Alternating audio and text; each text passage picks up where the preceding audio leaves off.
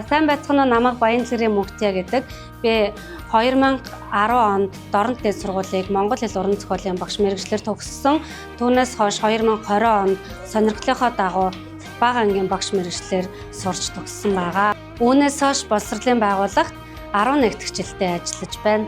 За миний хувьд суралцагчдынхаа уншаад ойлгох чадварыг илүү түлхүү хөгжүүлэхийг хичээдэг. Уншаад ойлгох чадвар бол бүх хичээлийн суурь байдаг учраас энэхүү чадварыг түлхүү хөгжүүлэхийг хичээдэг. Бага ангийн багш Мөнхтя 2025-аас 2026 оны хичээлийн жилд 2 дугаар сургуулийн бага ангийн багш нарын мэргэжлийн багш нарын бүлгийг ахлан ажиллаж, төлөвлөгөөнд тусгагдсан ажлын дагуу суралцагчдын уншаад ойлгосноо ярих чадварыг хөгжүүлэх үүднээс эцэг эх асран хамгаалагчдын үүрэг оролцоог нэмэгдүүлэх зорилгоор эсгийн ном бүтээх үйл ажиллагааг санаачлан зохион байгуулж, сургуулийн хэмжээнд 18 эсгийн номтой болж суралцагчдын сурах үйлийг дэмжин ажиллаж байна. Йоо эн чин айгуу том юм бэ нэмээ өө. Хулганаа наашир. За хайдуулаа татцгаая.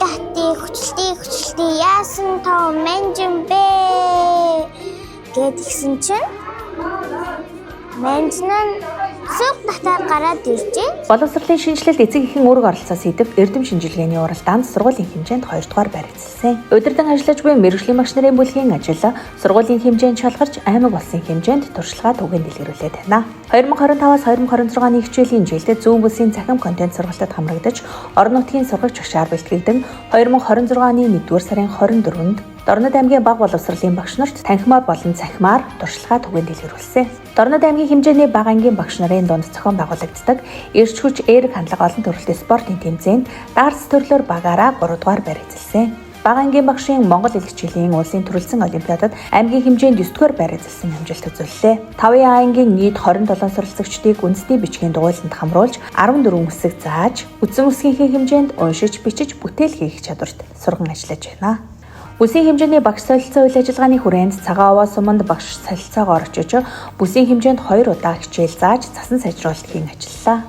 Жил бүр зохион байгуулагддаг Кенгуру олон улсын уралдаанд даасан ангийн суралцагчдаа бэлтгэн 1, 2, 3 дугаар зэргийн диплом авч, суралцагчдынхаа бүх талын чадварыг дэмжин ажиллаж байна. Суралцагчдынхаа унших, бичих, бодох, өөрийгөө чөлөөтэй илэрхийлэн ярих чадварыг агуулгын хоцрогдолгүй суралцахад одоо анхаарч ажиллаж байгаа.